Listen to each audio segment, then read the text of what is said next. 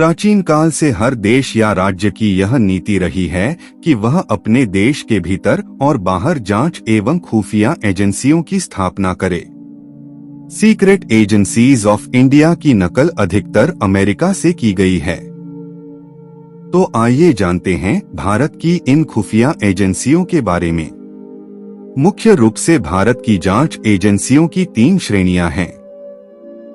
Number 1, देश के भीतर और बाहर की खुफिया एजेंसियां।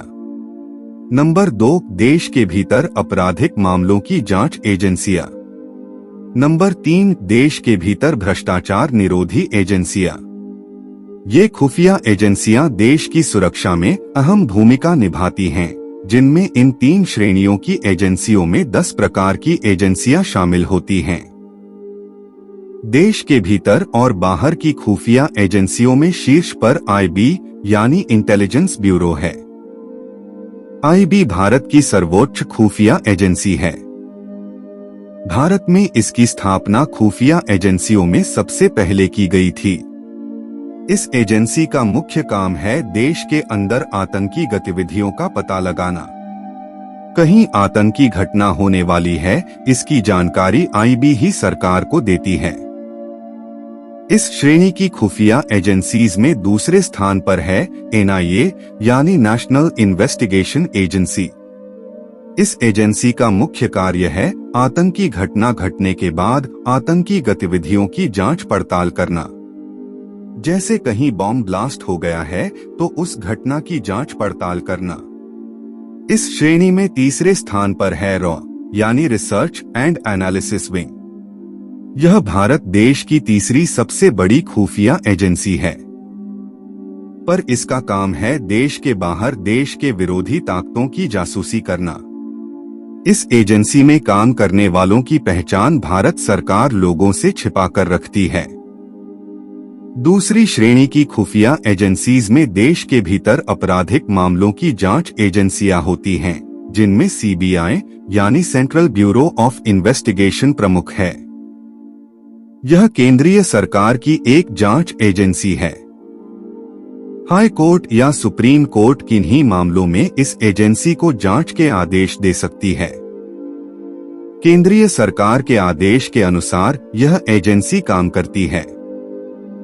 इस श्रेणी में दूसरे नंबर पर है सीआईडी यानी क्रिमिनल्स इन्वेस्टिगेशन डिपार्टमेंट। यह स्टेट गवर्नमेंट की जांच एजेंसी है। यह छोटे मोटे आपराधिक जांच किया करती है। हाई कोर्ट भी इसे जांच का आदेश दे सकती है। जैसा कि आप सभी जानते ही हैं कि सीआईडी पर एक फेमस टीवी सीरियल भी बन चुका है। इस श्रेणी में तीसरे नंबर पर है एनसीबी यानी नेशनल नारकोटिक्स कंट्रोल ब्यूरो। इस एजेंसी का काम होता है नशे और नशे से संबंधित अपराधों की जांच और पड़ताल करना। इस श्रेणी में चौथे नंबर पर है एमआई यानी मिलिट्री इंटेलिजेंस। यह आर्मी की खुद की एक जांच एजेंसी है। आर्मी से संबंधित जो भी जांच पड़ताल के कार्य होते हैं वे सब यही एजेंसी करती है। इस श्रेणी में 5वें नंबर पर है LIU यानी लोकल इन्वेस्टिगेशन यूनिट। यह एजेंसी भारतीय पुलिस की अपनी खुद की लोकल जांच एजेंसी है। यह एजेंसी लोकल लोगों को मिलाकर उनसे बहुत सी आपराधिक खुफिया जानकारी हासिल करती है और फिर उस आधार पर अपराधों की धर दबोच करती है। यह लोकल यूनिट हर लोकल पुलिस विभाग में होती है और इस काम में बहुत से लोकल लोग इन्वॉल्व होते हैं, जिनकी पहचान पुलिस विभाग लोगों से गुप्त रखती है। तीसरी श्रेणी की खुफिया एजेंसीज में देश के भीतर भ्रष्टाचार निरोधी एजेंसियां होती हैं, जिनमें शीर्ष पर है ईडी यानी एनफोर्समेंट डिपार्टमेंट। यह भारत देश का प्रवर्तन यानी एनफोर्समेंट विभाग है। इस प्रवर्तन विभाग का काम है उन बड़े और अमीर लोगों की जांच पड़ताल करना, जिन्होंने टैक्स चोरी करके अलग अलग जगह अपने धन यानी पैसों को इन्वेस्ट किया हो।